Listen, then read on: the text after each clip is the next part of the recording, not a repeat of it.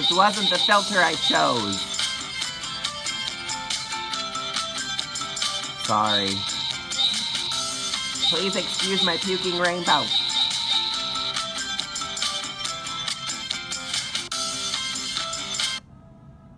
That's the filter I chose. Sorry about that. That was a little disturbing. I was going to try to be funny and be frozen like a statue and then push the doorbell when it was time for the story to start.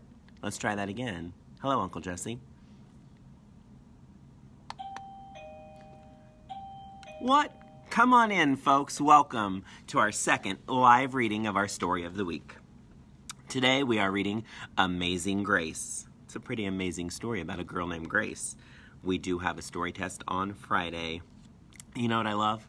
Some of the fourth graders of yesteryear come back and just watch these videos, like my good friend Bartholomew Henry.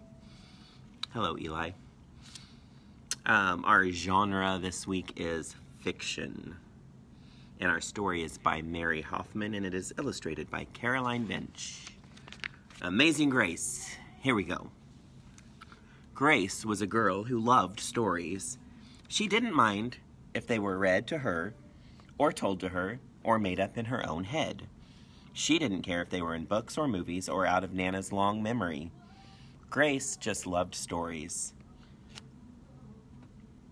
After she had heard them, and sometimes while they were still going on, Grace would act them out, and she always gave herself the most exciting part.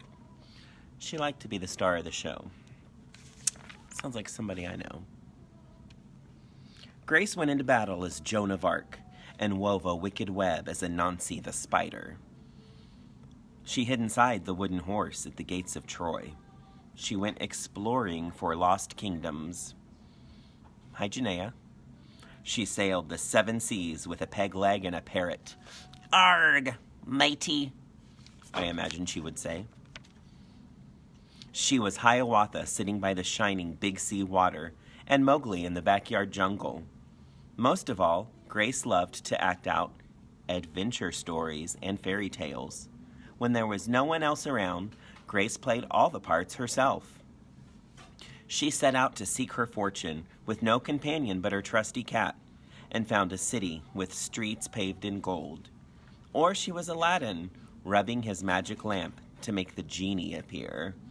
A whole new world, maybe she would sing.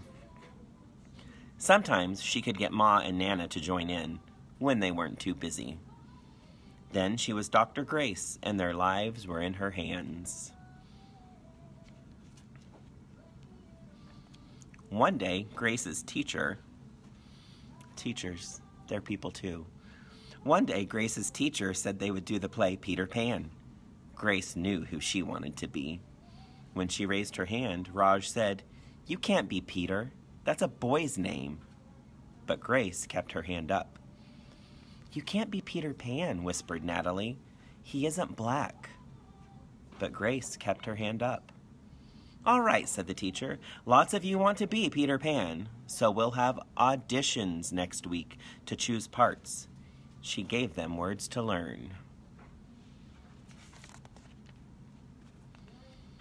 When Grace got home, she seemed sad. "What's the matter?" asked Ma. "Raj said I can't be Peter Pan because I'm a girl." "That just shows what Raj knows," said Ma. "A girl can be Peter Pan if she wants to." Grace cheered up. Then later she remembered something else. "Natalie says I can't be Peter Pan because I'm black," she said. Ma looked angry. But before she could speak, Nana said, "It seems that Natalie is another one who don't know nothing. You can be anything you want, Grace, if you put your mind to it." On Saturday, Nana told Grace they were going out. In the afternoon, they caught a bus and train going into town. Nana took Grace to a grand theater. The sign outside read, "Romeo and Juliet," in sparkling lights.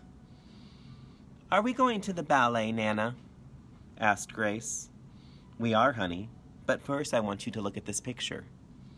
Grace looked up and saw a beautiful young ballerina in a tutu. Above the dancer, it said, "Stunning new Juliet." I feel like I need to show this illustration. Sorry, the words are backwards. I was gonna try to be funny and read that backwards, but I think it would make me choke on my gum, so I didn't. That one is little Rosalie from back home in Trinidad, said Nana. Her granny and me, we grew up together on the island. She's always asking me, do I want tickets to see her Rosalie dance? So this time I said yes. After the ballet, Grace played the part of Juliet, dancing around her room in her imaginary tutu. I can be anything I want, she thought. On Monday, the class met for auditions to choose who was best for each part. When it was Grace's turn to be Peter, she knew exactly what to do and all the words to say. She had been Peter Pan all weekend. She took a deep breath and imagined herself flying. When it was time to vote, the class chose Raj to be Captain Hook and Natalie to be Wendy. There was no doubt who would be Peter Pan. Everyone voted for Grace. You were fantastic, whispered Natalie. Excuse me, and a little sip.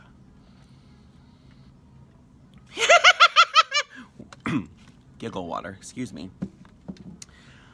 Kind of hurt my ear with that one. The play was a big success, and Grace was an amazing Peter Pan. After it was all over, she said, I feel as if I could fly all the way home. You probably could, said Ma. Yes, said Nana. If Grace puts her mind to it, she can do anything she wants. The end.